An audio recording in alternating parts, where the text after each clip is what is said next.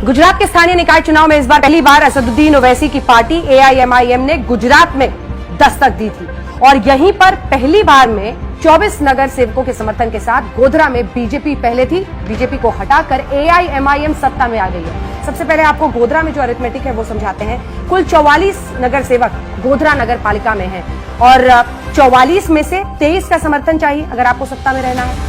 सिर्फ 7 एआईएमआईएम के नगर सेवक चुनकर आए। हालांकि उन्होंने चुनावी मैदान में उतारे ही कम थे, 8 उन्होंने उतारे थे। इस बार 8 जगहों पर वो चुनावी मैदान में थे नगर पालिका में, लेकिन उनमें से 7 जीत गए। अब चाहिए आपको 23 कम से कम, तो 17 और नगर सेवकों ने उन्हें समर्थन दिया है। कुल उनका आंकड़ा पहुंच गया है 24 तक। लेकिन सबसे दिलचस्प बात इस पूरी कहानी में यह है कि जो 17 नगर सेवकों ने समर्थन दिया है उनमें से 5 हिंदू भी हैं। ये इसलिए दिलचस्प बात है क्योंकि देखिए, असदुद्दीन ओवैसी हैदराबाद के सांसद हैं और वो अपनी मुस्लिम पॉलिटिक्स के लिए जाने जाते हैं। कहा जाता है कि वो बीजेपी की बी टीम है, उनकी वजह से ध्रुवीकरण होता है, दोनों को ही बीजेपी और एआईएमआईएम को फायदा होता है।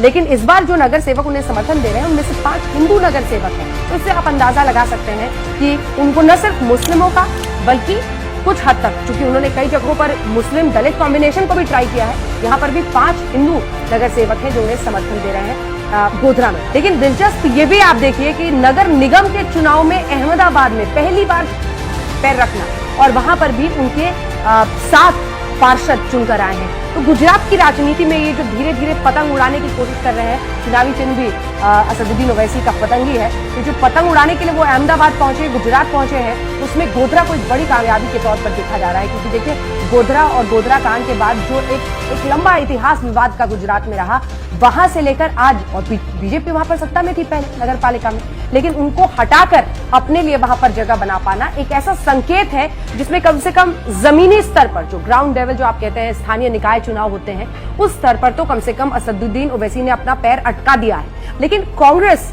जिस तरह से वो अपनी स्ट्रैटेजी बना सकती है, क्या उसमें वो कहीं चूक जा रही है, उनके लिए भी आईना है, वहीं बीजेपी के लिए भी। क्योंकि अभी तक देखिए, कांग्रेस हमेशा कहती थी बी टीम है असदुद्दीन ओवैसी, लेकिन असदुद्दीन ओवैसी ने बीजेपी को ही गोधरा से हटाकर नगर पालिका पर कब्जा किया है। तो गुजरात में ये आने वाले दिनों में क्या राजनीतिक बदलाव के संकेत हैं? क्या वाकई एआईएमआईएम वहां पर जाकर अपने पैर पसार पाएगी? अभी कहना जल्दबाजी होगी, लेकिन एक दस्तक तो जरूर